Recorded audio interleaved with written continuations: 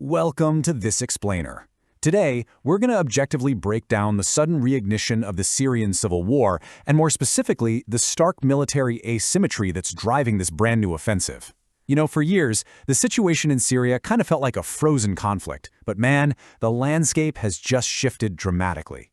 We're going to look at the facts on the ground, the complex alliances at play, and the drastically different arsenals clashing right now. So let's just dive right into the timeline.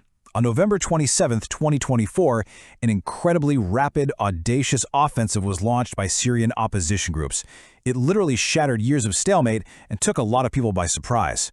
Fast forward just 3 days to November 30th, and opposition forces had already expelled government troops from villages in eastern Idlib and captured some significant new territory. And right now, they're advancing straight toward the highly strategic M5 highway.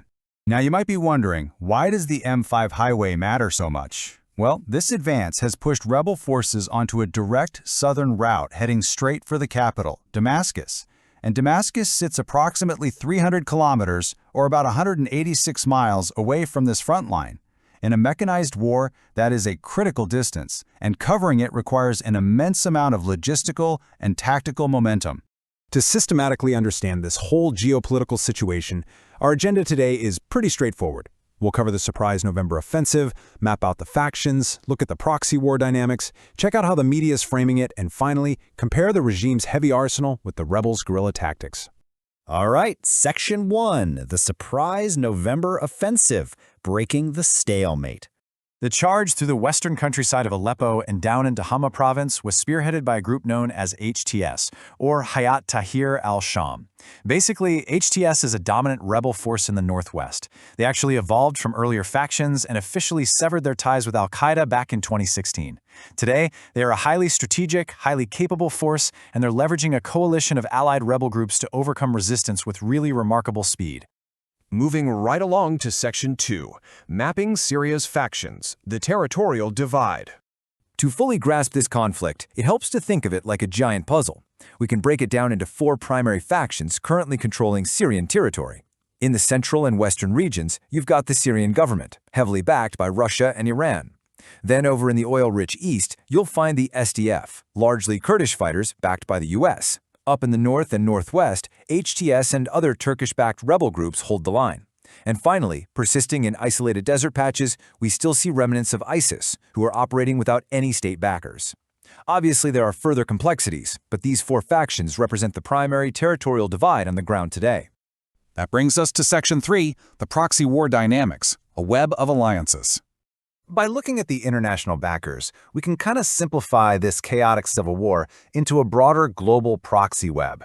On one side, Bashar al-Assad's regime is fortified and sustained by Russia, Iran, and Hezbollah. On the opposing side, you have a mix of opposition forces receiving varied forms of backing from the US, Turkey, Saudi Arabia, and Qatar.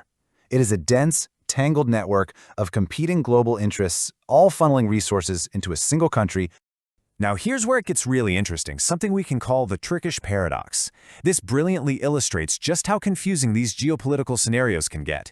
See, Turkey is actively supporting Syrian rebel groups against the Assad regime, but simultaneously, Turkey is fighting against the US-backed Kurdish SDF forces in the north to establish a border buffer zone. So think about that. You have a NATO member fighting a US-backed proxy while also supporting rebels who are fighting a Russian-backed regime. Wild, right? Okay, Section 4, how the media frames it, shaping the narrative. We pulled some data from over 500 news sources reporting on this November offensive.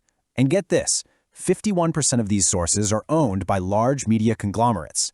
This is a crucial detail because ownership can heavily influence narrative framing and, ultimately, public perception of the entire war. Just looking at the headlines reveals this framing in action. Left-leaning outlets tend to focus on the macro perspective, using headlines like, "Why Syria's civil war is reigniting." Conversely, right-leaning reports tend to emphasize the tactical, on-the-ground actions, with headlines like, "Syrian rebels seize territory for the first time in years." Neither one is objectively false, but together they show how different audiences are guided to view the exact same event through slightly different lenses. Let's pivot to the battlefield in Section 5, the regime's heavy arsenal, conventional might. The Syrian government forces operate with a heavily mechanized, formal military apparatus. Their ground forces are anchored by advanced T-72 and T-90 tanks with sophisticated targeting systems and supported by BMP infantry fighting vehicles. For indirect fire, they rely on devastating rocket artillery like the BM-21 Grad and BM-30 Smerch. But their absolute most significant advantage? Total air superiority. They deploy MiG-29 fighters, Su-24 bombers for precision strikes, and Mi-28 Havoc attack helicopters for close air support. And this heavy armor is further enhanced by their allies.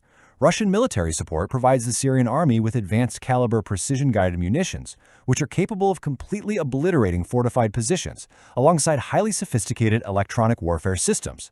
It is literally the textbook definition of overwhelming conventional force. Which leads us to our final part, Section 6. Rebel guerrilla tactics and gear, the asymmetric counter. So, how do the rebels fight back? Well, the absolute backbone of their advance relies on something completely different: technicals.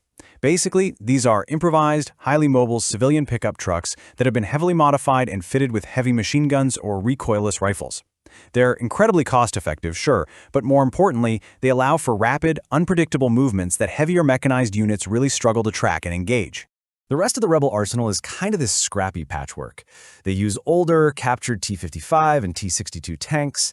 Lacking their own air force, their air defense relies entirely on portable man-pads to try and swat down regime helicopters. But their real equalizers? US-supplied TOW wire-guided anti-tank missiles, which are perfect for taking out heavier regime armor, and advanced Turkish-supplied gear like Kirpi armored vehicles and those famous Bayraktar TB2 drones, which are proven to be highly effective against conventional military assets.